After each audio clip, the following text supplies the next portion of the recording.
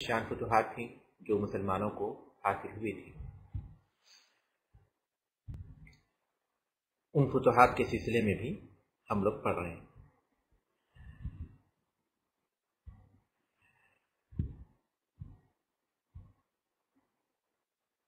سب سے پہلے فتوحات میں جس بات کا ذکر کیا گیا کہ اسلامی فوجیں جو ایران اور عراق کی طرف پیش قدمی کر رہی تھیں اور انہوں نے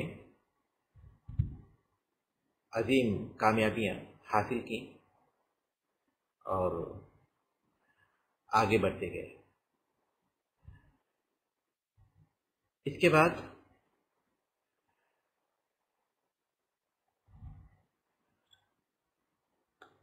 آج ہمارے سامنے اسی سلسلے کے اگلے حصے ہیں یا اسی سلسلے کی اگلی کڑیاں ہیں۔ بناء الکوفہ والبصرہ، آج کے درس کا آغاز بناء الکوفہ والبصرہ سے ہو رہا ہے کہ کوفہ اور بصرہ کو آباد کرنا۔ عمر بن خطاب رضی اللہ تعالیٰ عنہ کی خلافت کے دور میں اسلامی فتوحات کا دائرہ جب وہ بہت زیادہ وسیع ہو گیا اور مسلم فوجیں مختلف علاقوں میں پھیل گئیں تو ضرورت اس بات کی پیش آئی کہ اسلامی فوجوں کے لیے ان کے رکنے کا، ان کے ٹھکانے کا، ان کے رہنے سہنے کا کوئی بندوبست کیا جائے۔ تو بہت سے شہر ہیں جو امیر المومنین عمر بن خطاب رضی اللہ تعالیٰ عنہ کی خلافت کے دور میں بسائے گئے اور آباد کیے گئے، بلکہ مسلمانوں ہی نے انہیں آباد کیا اور انہیں بسایا۔ انہی میں کوفہ اور بصرہ ہیں۔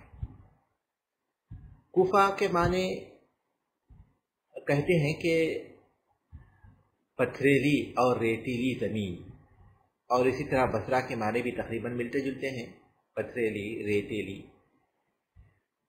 زمین، دونوں کے ملتے جلتے معنی ہیں، اور ان دونوں کو آباد کیا اور یہ دونوں فارس کے تحت تھے، یہ علاقے فارس کے تحت تھے۔ اس سے پہلے ہم پڑھ چکے ہیں کہ مسلمانوں نے فارس کے دارالسلطنت مدائن پر کامیابی حاصل کر لی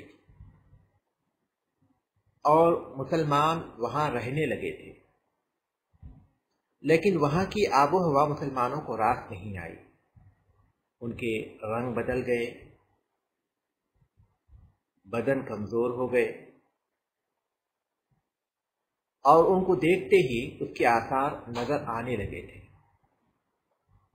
سعد بن ابی وقاص رضی اللہ تعالیٰ عنہ جو مسلمانوں کے وہاں امیر تھے، انہوں نے امیر المؤمنین عمر بن خطاب رضی اللہ تعالیٰ عنہ کو اس کے بارے میں بتایا۔ عمر بن خطاب رضی اللہ تعالیٰ عنہ نے جو پالیسی اختیار کی تھی وہ یہ کہ مسلمان فارس میں اندرونی حصوں میں داخل نہ ہوا کرے، لہذا اسی پالیسی کے تحت عمر بن خطاب رضی اللہ تعالیٰ عنہ نے انہیں یہ ہدایت دی کہ وہ فارس میں اندر کے علاقوں میں نہ جائیں۔ ایک تو وہاں کی آب و ہوا راس نہیں آئے گی، اور دوسرا مسلم فوجوں کے لیے خطرہ پیدا ہوگا۔ لہذا عمر بن خطاب رضی اللہ تعالیٰ عنہ نے صورتحال سننے کے بعد یہ ہدایت دی کہ مسلمانوں کے لیے کسی ایسی جگہ پر شہر بسایا جائے جہاں پانی کا بھی انتظام ہو اور چراگاہ بھی ہو، صحرا سے ملتا جلتا علاقہ ہو، آب و ہوا بھی اچھی ہو، پانی بھی ہو، اور ان کے جانوروں کے چرنے کے لیے چراگاہ بھی ہو۔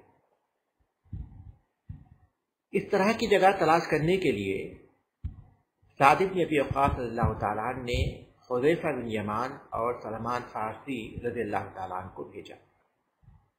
حذیفہ بن یمان اور سلمان فارسی رضی اللہ عنہما، انہوں نے تلاش کیا، آخر کار کوفہ کی سرزمین کو انہوں نے منتخب کیا مسلمان فوجوں کے رکنے کے لیے۔ سعد رضی اللہ تعالیٰ عنہ کو اطلاع دی تو سعد رضی اللہ تعالیٰ عنہ نے وہاں رہنے کا حکم دیا۔ لہذا سعد رضی اللہ تعالیٰ عنہ مدائن سے کوفہ کی طرف منتقل ہو گئے، سن 17 ہجری میں۔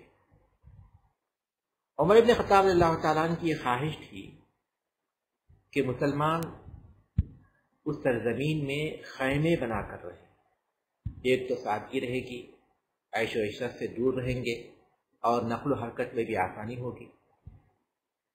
لیکن مسلمانوں نے چونکہ وہاں بانس زیادہ تھیں تو بانس اور لکڑیوں ہی کو لے کر اپنے گھر بنا لیے۔ عمر رضی اللہ عنہ کو اطلاع ملی تو وہ خاموش ہو گئے۔ اس طرح کوفہ شہر آباد ہو گئے۔ وہاں قریب میں ہی ساتھ میں ہی مسلمانوں کے لیے پانی کا بھی انتظام تھا اور ان کے جانوروں کے لیے چراگاہ بھی تھی، کیونکہ جہاد میں مصروف تھے، جانوروں کی بہت زیادہ اہمیت تھی، اونٹ اور گھوڑوں کی، لہذا وہ ان کے ساتھ ان کے لیے وہاں سہولت تھی۔ جبکہ اس سے پہلے ہی عتبہ بن غزوان رضی اللہ تعالیٰ عنہ جو سابقون اولون میں سے تھے، انہوں نے بصرہ شہر کو آباد کیا تھا عمر رضی اللہ تعالیٰ عنہ کے حکم سے سن 14 ہجری میں۔ سن 14 ہجری میں بصرہ شہر کو انہوں نے آباد کر دیا تھا اور اسے بھی بانس ہی کا بنایا گیا تھا، جیسے کہ کوفہ کو بعد میں بانس ہی کا بنایا گیا۔ لیکن ایک دفعہ آگ لگ گئی اور وہ آگ کوفہ میں بھی لگی، بصرہ میں بھی لگی، جس کی وجہ سے ان کے گھر جل گئے۔ تو انہوں نے عمر بن خطاب رضی اللہ تعالیٰ عنہ کو صورتحال سے آگاہ کیا اور اینٹ اور گارے کے گھر بنانے کی اجازت طلب کی۔ عمر رضی اللہ تعالیٰ نے اجازت دے دی، لیکن اس شرط کے ساتھ کہ کوئی بھی گھر 3 کمروں سے زیادہ نہ ہو اور کوئی بھی اونچی عمارت نہ بنائی جائے، ایسی عمارت نہ بنائے جو اونچی نظر آتی ہو۔ اس شرط کے ساتھ انہوں نے اس کی اجازت دی۔ بہرحال عمر ابن خطاب رضی اللہ تعالیٰ عنہ اپنے فوج کے سلسلے میں اس بات کا پورا خیال رکھتے تھے کہ کہیں ان کے اندر ایسے اسباب پیدا نہ ہوں کہ دنیا کی محبت پیدا ہو جائے یا عیش و عشرت کا سامان آ جائے، جس کی وجہ سے وہ جو واجبات ہیں، جو فرائض ہیں، اس سے دور ہو جائے۔ تو اس طرح یہ شہر آباد ہو گئے۔ بعد میں جیسے جیسے زمانہ گزرتا گیا، لوگ اپنے گھروں کو پختہ بناتے گئے۔ اس کے بعد آئیے اب وہ آگے بڑھے کہ فتوحات کا سلسلہ جاری رہا۔ مسلمانوں نے اب اپنے ایک مرکز قائم کر لیے اپنے رہنے کے لیے، کوفہ اور بصرہ میں، اور ادھر جو ایران کا جو باقی حصہ تھا اس کی طرف پیش قدمی کے لیے اب انہیں آسانی ہو گئی۔ اب عرب کی سرزمین بھی انہیں قریب تھی اور پھر ایران میں تو وہ موجود ہی تھے۔ تو اس طرح مسلمانوں کے لیے ایک ایسی جگہ قائم ہو گئی جو ان کے مرکز کا کام کر سکے فارس کے علاقے میں۔ اس سے پہلے اس بات کا ذکر آ چکا ہے کہ عمر رضی اللہ تعالیٰ اس بات کو ناپسند کرتے تھے کہ مسلمان فارس میں اندر تک چلے جائیں، ان کی فوجوں کا پیچھا کرتے ہوئے، فارسیوں کے فوجوں کا پیچھا کرتے ہوئے، کیونکہ اس طرح مسلمان فوجیں خطرے میں پڑ جائیں گی۔ لیکن اس کی وجہ سے ایرانیوں کو جمع ہونے اور مسلمانوں کے خلاف سازشیں کرنے کا موقع بھی مل گیا۔ لہذا مسلمانوں سے جب شکست کھا کر وہ دور دراز کے علاقوں میں گئے تو پھر سے وہ اپنی فوجیں اکٹھے کرنے لگے اور گھوم پھر کر لوگوں کو جمع کرنے لگے۔ لہذا یزدگرد نے اور پھر ان کا ایک بڑا قائد ہرمزان، ان دونوں نے پھر سے اپنی صفوں کی تنظیم کی اور مختلف علاقوں سے لوگوں کو جمع کیا اور ایک بڑی فوج اکٹھی کر لی۔ اس کے بعد انہوں نے باقی علاقوں کو 2 حصوں میں تقسیم کیا، ایک حصے میں یزدگرد رہا اور دوسرے حصے میں ہرمزان رہا۔ یزدگرد نہاون کے علاقے میں چلا گیا اور ہرمزان اہواز کے علاقے میں رہا۔ عمر ابن خطاب رضی اللہ تعالیٰ عنہ کو اس بات کی اطلاع ملی تو عمر رضی اللہ تعالیٰ عنہ نے سعد بن ابی وقاص رضی اللہ تعالیٰ عنہ کو لکھا کہ ہشام ابن عتبہ رضی اللہ تعالیٰ عنہ کی قیادت میں ہرمزان کے مقابلے کے لیے ایک فوج جمع کرے. لہذا احواز کے قریب مسلمانوں کا ایک ٹکراؤ ہوا، اور یہ ٹکراؤ بھی بہت شدید ٹکراؤ تھا، اور اس میں مسلمانوں کو کامیابی حاصل ہوئی. اس کے بعد وہ ان کا جو کمانڈر تھا ہرمزان، وہاں سے بھاگ کر تستر میں پناہ لیا. اس نے تستر میں پناہ لی، تستر نامی علاقے میں. عمر رضی اللہ تعالیٰ عنہ کو اطلاع ملی تو انہوں نے کوفہ، بصرہ دونوں علاقوں سے فوجوں کو بھیجنے کا حکم دیا، اور تستر کے علاقے میں ہرمزان کے ساتھ مسلمانوں کی ایک بڑی جنگ ہوئی. اس علاقے میں پہلے تو وہ لوگ قلعہ بند ہو گئے، اور آس پاس انہوں نے خندق کھود دی، جس کی وجہ سے مسلمانوں کے لیے اندر جانا مشکل ہو گیا. یہاں تک کہ انہی میں سے ایک آدمی نے اپنی جان کی امان کے بدلے میں مسلمانوں کو اس بات کی اطلاع دی کہ وہ جس جگہ سے پانی اتر رہا ہے، گر رہا ہے سمندری علاقے، یہ پہاڑی علاقے سے، اس جگہ سے وہ قلعے کی طرف جا سکتے ہیں. قعقاع ابن عمرو رضی اللہ تعالیٰ عنہ کچھ فوجیوں کے ساتھ اس راستے سے ان کے قلعے کی طرف جانے اور قلعے کا دروازہ کھولنے میں کامیاب ہو گئے. اس کے بعد زبردست جنگ ہوئی، اور ہرمزان نے جو شکست کھا گیا تھا، اس شرط کے ساتھ اپنے آپ کو مسلمان فوج کے حوالے کیا کہ اس کے بارے میں مسلمانوں کے امیر عمر رضی اللہ تعالیٰ ہی کوئی فیصلہ کرے گی. مسلمانوں نے اس شرط کو قبول کر لیا، اور وہ انس بن مالک اور حذیفہ بن یمان رضی اللہ عنہما کے ساتھ مدینہ روانہ کیا گیا.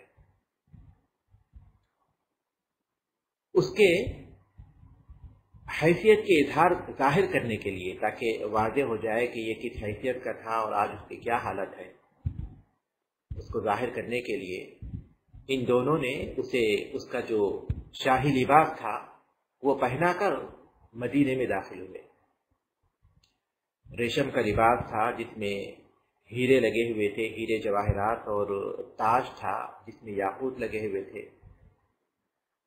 اس حالت میں اسے لے کر گئے، اور اس کو دیکھ کر لوگ جمع ہونے لگے. انہوں نے عمر بن خطاب رضی اللہ تعالیٰ کو تلاش کرتے ہوئے ان کے گھر پہنچے وہ، تو وہاں وہ موجود نہیں تھے. بتایا گیا کہ کوفہ کا کوئی وفد ہے، اس کے ساتھ وہ مسجد میں بیٹھے ہوئے ہیں. وہاں گئے تو ملاقات نہیں ہوئی. باہر بچے کھیل رہے تھے، انہوں نے بتایا کہ مسجد کے باہر ایک حصے میں وہ وہاں سو رہے ہیں. کوفے کے وقت ملاقات کرنے کے بعد جو چادر وہ اوڑے ہوئے تھے، اسی چادر کو انہوں نے اپنا تکیہ بنا لیا، اور اسی پر وہ سو گئے. ہرمزان جب عمر بن خطاب رضی اللہ تعالیٰ عنہ کے قریب پہنچا تو اسے تو یقین نہیں آیا کہ یہ مسلمانوں کے امیر ہو سکتے ہیں، کیونکہ جس طرح بادشاہوں کے بارے میں وہ جانتا تھا، اور خود وہ بادشاہ تھا حواس کا، اور وہ جانتا تھا کہ کس طرح وہ شان و شوکت کا اظہار کرتے ہیں. اس نے پوچھا کہ تمہارے امیر کہاں ہیں، عمر کہاں ہیں؟ تو بتایا گیا کہ یہی ہیں جو کہ یہاں سو رہے ہیں. تو وہ کہنے لگا کہ پھر ان کے دربان کہاں ہیں، ان کے محافظ کہاں ہیں؟ تو انہوں نے جواب دیا کہ ان کے کوئی محافظ اور دربان نہیں ہوتے. تو وہ کہنے لگا کہ پھر تو وہ نبی ہیں. تو انہوں نے کہا کہ نہیں، وہ نبی نہیں ہیں، لیکن نبی کے طریقے پر چلنے والے ہیں. اس کے بعد وہ ایک دوسرے کو خاموش کرنے لگے، کیونکہ امیر المومنین اس وقت آرام کر رہے تھے. بہت سے لوگ جمع ہو گئے، آوازیں ہونے لگی تو بیدار ہوئے. ہرمزان کی طرف نظر پڑی تو کہنے لگے کہ کیا یہی ہے ہرمزان؟ تو کہا گیا کہ یہی. تو اس کے بعد عمر بن خطاب رضی اللہ تعالیٰ نے مسلمانوں کو نصیحت کی اور اسلام کی اہمیت کو واضح کیا اور مضبوطی کے ساتھ اسلام پر جمے رہنے کی دعوت دی اور بتایا کہ کس طرح اللہ تبارک و تعالیٰ نے ایرانیوں کے غرور کو ختم کیا اور کس طرح مسلمانوں کو ان کے علاقے عطا کیے۔ اس کے بعد دونوں صحابہ جو اسے لے کر آئے تھے کہنے لگے کہ امیر المومنین اس سے بات کیجیے، یہ آواز کا بادشاہ ہے۔ تو کہنے لگے کہ میں ہرگز بات نہیں کروں گا جب تک کہ اس کا لباس بدل نہ دیا جائے۔ تو اسے پھر معمولی موٹا لباس پہنایا گیا۔ تو عمر بن خطاب رضی اللہ تعالیٰ نے ہرمزان کو خطاب کرتے ہوئے کہا کہ ہرمزان، کتنی دفعہ تم نے ہمارے ساتھ بدعہدی کی، اس کے لیے کیا تمہارے پاس کوئی عذر ہے یا اس کی کوئی دلیل تمہارے پاس ہے کہ کس وجہ سے تم نے ایسا کیا؟ تو وہ کہنے لگا کہ مجھے ڈر ہے کہ میرا جواب مکمل ہونے سے پہلے یا میرے جواب دینے سے پہلے آپ لوگ مجھے قتل کر دیں گے۔ تو امیر المومنین رضی اللہ تعالیٰ نے کہا کہ تم اس کی فکر نہ کرو۔ اس کے بعد وہ کہنے لگا کہ ٹھیک ہے، میں پانی پینا چاہتا ہوں۔ تو معمولی پیالے میں پانی دیا گیا تو وہ کہنے لگا کہ میں پیاس سے مر جاؤں گا لیکن اس پیالے میں پانی نہیں پیاؤں گا۔ اس کے بعد ایک اچھے پیالے میں اسے پانی دیا گیا، پیالہ ہاتھ میں پکڑا تو وہ کانپ رہا تھا ڈر اور خوف کی وجہ سے۔ امیر المومنین عمر رضی اللہ تعالیٰ نے کہا کہ تمہیں خوف کرنے کی ضرورت نہیں ہے۔ وہ کہنے لگا کہ مجھے ڈر ہے کہ میرے پانی پینے سے پہلے مجھے قتل کر دیا جائے گا۔ تو امیر المومنین رضی اللہ تعالیٰ نے کہا کہ تم اس بارے میں بے خوف رہو کہ تمہیں نہیں قتل کیا جائے گا۔ اس کے بعد وہ کہنے لگا کہ میں پانی پینا نہیں چاہتا، میں بس ضمانت حاصل کرنے کا کوئی بہانہ ڈھونڈ رہا تھا۔ تو عمر رضی اللہ تعالیٰ نے کہا کہ یہ تو دھوکہ ہے، میں نے تو کوئی ضمانت نہیں دی۔ لیکن انس رضی اللہ تعالیٰ نے کہا کہ امیر المومنین، آپ نے جو بات کہی وہ ضمانت ہی کی طرح ہے۔ عمر رضی اللہ تعالیٰ کہنے لگے کہ میں برا ابن مالک رضی اللہ تعالیٰ عنہ کے قاتل کو ضمانت نہیں دے سکتا۔ لیکن جب دوسرے مسلمانوں نے بھی یہی کہا کہ آپ کے یہ الفاظ ضمانت ہی کی طرح ہے، تو کہنے لگے کہ اس نے تو مجھے دھوکہ دیا ہے اور میں مسلمان کے سوا کسی سے دھوکہ نہیں کھا سکتا۔ اس کے بعد ہرمزان مسلمان ہو گیا اور اسلام میں داخل ہو گیا۔ امیر المومنین عمر رضی اللہ تعالیٰ نے 2000 درہم ماہانہ اس کا وظیفہ مقرر کیا۔ لیکن بظاہر یہ لگتا ہے کہ اس کا مسلمان ہونا نفاق پر مبنی تھا، کیونکہ امیر المومنین عمر رضی اللہ تعالیٰ کو سن 24 ہجری میں جو شہید کیا گیا، ابو لولو فیروز نے زہر آلود خنجر سے ان پر وار کیا تھا، تو ابو لولو فیروز کے ساتھ سازش میں یہ بھی شامل تھا اور اسے عبداللہ ابن عمر رضی اللہ تعالیٰ نے قتل کر دیا تھا۔ تو بہرحال ہرمزان مدینہ پہنچا تھا اور اسے امان بھی دی گئی تھی جیسا کہ عمر رضی اللہ تعالیٰ نے اسے وعدہ کیا تھا۔ اس کے بعد جو دوسرا حصہ تھا یزدگرد کی قیادت میں، وہ نہاون میں جمع ہوا۔ نہاون ایک محفوظ مقام تھا، ہر طرف سے پہاڑوں سے گھرا ہوا تھا، وہاں بہت ہی دشوار گزار راستوں کے ذریعے ہی پہنچا جا سکتا تھا، اور اس کے اوپر سے انہوں نے خندق کھود دی تھی اور خندق کھود کر اس پر بہت سے لوہے کے تار لگا دیے تھے، لوہے کے تار، تاکہ مسلمان اسے پار نہ کر سکے۔ اور ایک راستہ جن کو وہ خود جانتے تھے، بس اسی راستے کو کھلا چھوڑا تھا جسے مسلمان نہیں جانتے تھے، اور انہوں نے مسلمانوں سے لڑنے کے لیے 1,50,000 کی فوج تیار کر لی تھی، یعنی 1.5 لاکھ کی فوج انہوں نے اکٹھی کر لی تھی۔ عمر بن خطاب رضی اللہ تعالیٰ عنہ کو ان کی تیاری کا حال معلوم ہوا تو انہوں نے مسلمانوں کو مسجد میں جمع کیا۔ اس کے بعد ساری صورتحال ان کے سامنے رکھی اور مشورہ کیا کہ اس فوج سے لڑنے کے لیے کس کو روانہ کیا جائے؟ تو لوگوں نے کہا کہ آپ ہی اس کو بہتر جانتے ہیں۔ تو عمر رضی اللہ تعالیٰ نے نعمان ابن مقرن رضی اللہ تعالیٰ عنہ کو منتخب کیا۔ نعمان ابن مقرن یہ کسکر میں مسلم فوج ہی میں تھے، لیکن کسکر جب فتح ہو گیا تو عمر رضی اللہ تعالیٰ نے انہیں کسکر کا گورنر بنا کر کسکر میں انہیں رہنے کا حکم دیا تھا، اور انہوں نے امیر المومنین عمر رضی اللہ تعالیٰ کو خط لکھا تھا کہ امیر المومنین، میری اور کسکر کی مثال ایسی ہے جیسا کہ ایک نوجوان کے پہلو میں ایک بدکار حسینہ ہو، مجھے ایسے ہی محسوس ہو رہا ہے، مجھے اس ذمہ داری سے رخصت دیجیے اور مسلمان فوجوں کے ساتھ جہاد میں مشغول ہونے کی اجازت دیجیے۔ یعنی ایک جگہ رہ کر سکون اطمینان کے ساتھ ولایت سنبھالتے ہوئے رہنے کے مقابلے میں انہوں نے مسلمان فوج میں شامل ہو کر جنگ کرنے کو، جہاد میں شریک ہونے کو ترجیح دی۔ عمر رضی اللہ تعالیٰ نے مسلمانوں سے کہا کہ میں اس فوج کی قیادت کے لیے نعمان ابن مقرن رضی اللہ تعالیٰ عنہ کو منتخب کرتا ہوں۔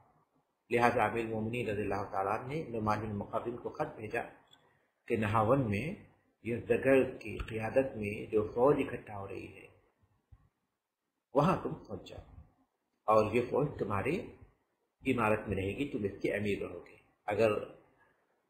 اور اس کے بعد عمر اللہ تعالیٰ نے کہا کہ اگر نعمان بن مقرن شہید ہو گئے تو پھر حذیفہ بن یمان رضی اللہ تعالیٰ اس کی قیادت کریں گے۔ مختلف علاقوں سے مسلمانوں کی فوج جمع کی گئی تو 1.5 لاکھ کے مقابلے میں جو کافروں کے پاس تھے، مسلمانوں کے پاس 30,000 کا لشکر جمع ہوا۔ 30,000 1.5 لاکھ کے لشکر کے مقابلے میں تھے، اور اس کے بعد وہاں پہنچے تو وہ قلعہ بند تھے اور قلعے میں محفوظ ہو چکے تھے، اور پہاڑی علاقہ تھا، اور جو حصہ خالی تھا اس پر انہوں نے خندق کھود دی تھی اور اس پر لوہے کے تار لگا دیے تھے اور اس کو چھپایا بھی تھا۔ وہاں پہنچنے کے بعد سب سے پہلے جاسوسی کرنے کے لیے حالات کے بارے میں خبر لینے کے لیے نعمان بن مقرن رضی اللہ تعالیٰ نے عمرو بن معدی قریب اور طلحہ بن خویلد الاسدی کو بھیجا تھا۔ تو انہوں نے یہ ساری خبریں لے کر وہاں پہنچے تھے۔ مسلمان وہاں پہنچے تو اب آگے بڑھنا ممکن نہیں تھا، کیونکہ اگر وہ کچھ آگے بڑھنا بھی چاہتے تو ادھر سے وہ لوگ تیر برساتے، اس لیے مسلمانوں کے لیے کافی مشکلات پیدا ہو گئی تھی۔ کئی دن گزر گئے تو نعمان بن مقرن رضی اللہ تعالیٰ نے فوج کے تمام قائدین کو، تمام کمانڈروں کو جمع کیا مشورہ کرنے کے لیے کہ آخر کیا تدبیر اختیار کی جائے۔ تو طلحہ بن خویلد، آپ جانتے ہیں کہ طلحہ بن خویلد وہی شخص ہے جس نے اللہ کے رسول صلی اللہ علیہ وسلم کی وفات کے بعد نبوت کا دعویٰ کیا تھا، اور اس کے بعد وہ مسلمان فوج سے شکست کھانے کے بعد وہ مسلمان ہو گیا تھا، اور اس کے بعد ان کا اسلام بہت اچھا ہوا، بڑے بڑے کارنامے انہوں نے انجام دیے طلحہ بن خویلد نے۔ اور طلحہ بن خویلد نے مشورہ دیا کہ ایک تدبیر یہ ہے کہ ہمارا ایک دستہ کسی بھی طرح ان کے قلعے کے پاس پہنچ جائے اور انہیں جنگ کرنے پر مجبور کر دے، اور جب وہ قلعے سے نکل کر جنگ کرنے لگیں، یعنی قلعے پر حملہ آور ہوں اور قلعے پر نکل جنگ کرنے لگے، تو مسلمانوں کا دستہ یہ ظاہر کرے کہ وہ پسپا ہو رہے ہیں اور وہ پیچھے ہوتے جائے، بظاہر یہ ظاہر کرے کہ وہ شکست کھا رہے ہیں، یہاں تک کہ جب وہ اپنے قلعے سے نکل جائے تو ہمارا جو دوسرا دستہ ہو جو چھپا ہوا ہو وہ اچانک ان کو اپنے گھیرے میں لے۔ یہ تدبیر سب نے پسند کی۔ اس کے بعد قعقاع ابن عمر رضی اللہ تعالیٰ عنہ منتخب کیے گئے ان کے قلعے کے پاس جانے کے لیے۔ وہ فوج کا ایک دستہ لے کر ان کے قلعے کے پاس پہنچے اور آخر کار اپنی اس تدبیر میں کامیاب ہو گئے، ان کو مجبور کیا جنگ کرنے کے لیے، اور وہ مسلمانوں پر حملہ آور ہوئے۔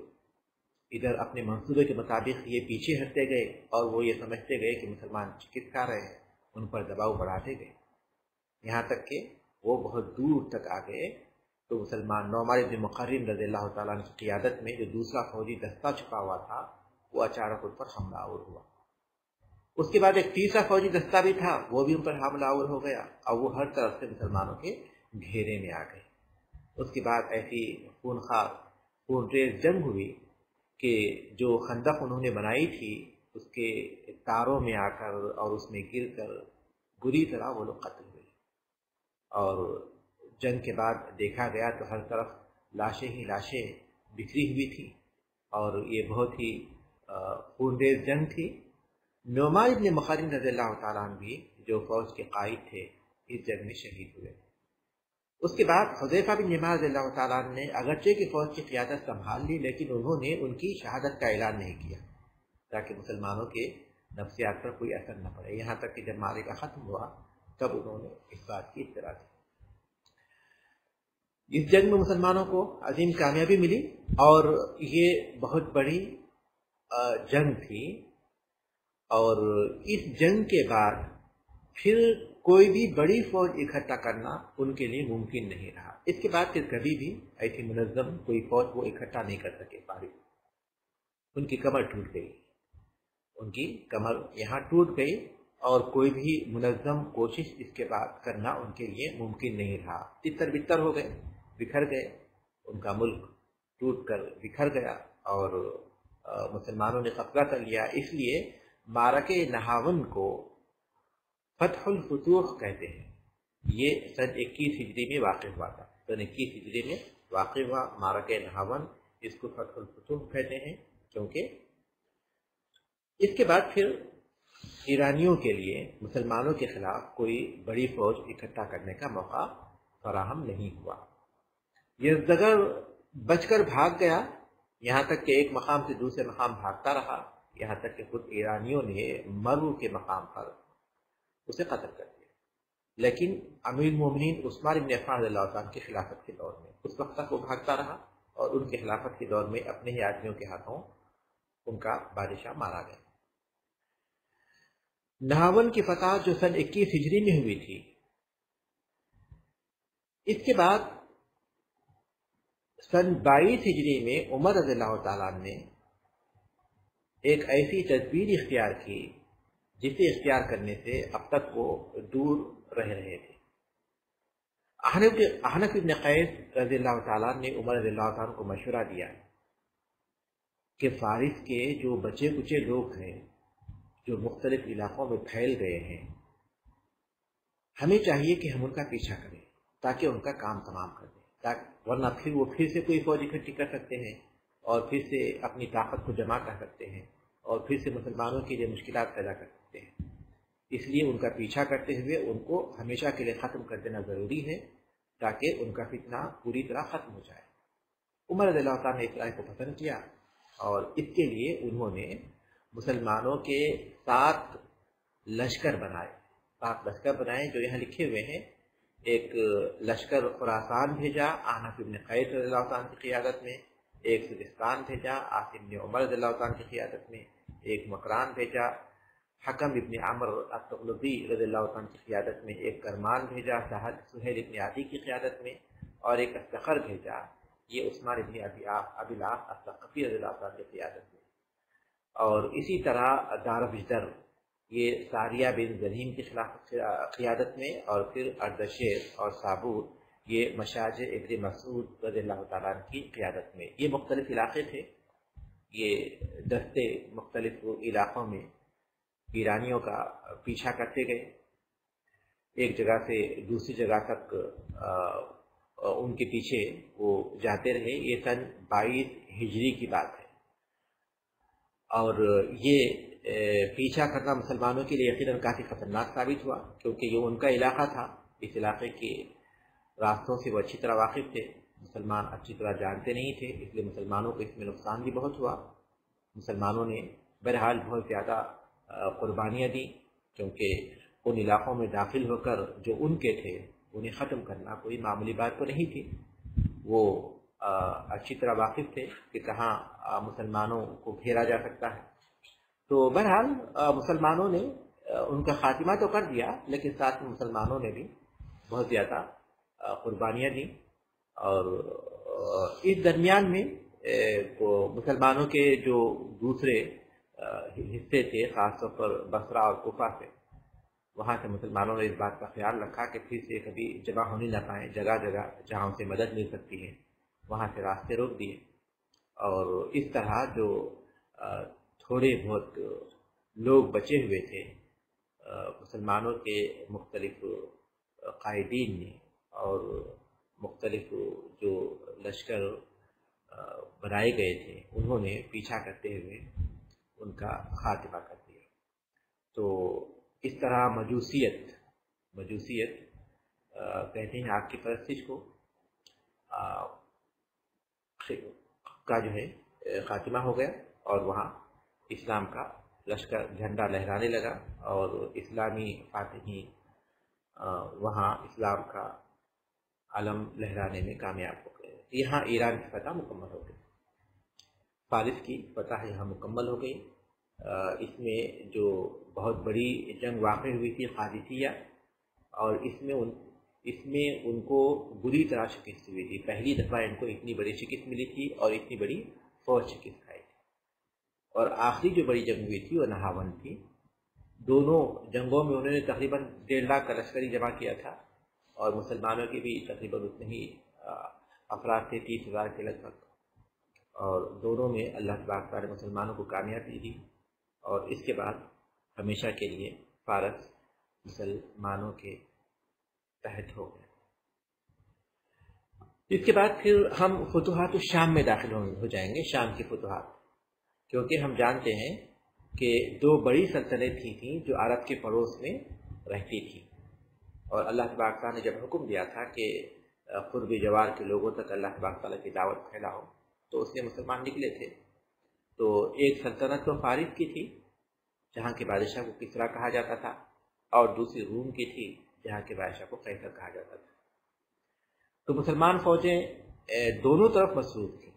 مسلمانوں کی فوجوں کا ایک حصہ ایران اور عراق میں تھا، یعنی کسریٰ کے فوجوں کے ساتھ جنگ میں مصروف تھا، تو دوسرا حصہ روم میں قیصر کی فوجوں کے ساتھ مصروف تھا، اور آئندہ درس ہمارا انشاءاللہ شام میں جو مسلمانوں کی فتوحات تھی اس کے بارے میں رہے گا۔ اگر کسی کے پاس کوئی سوال ہو تو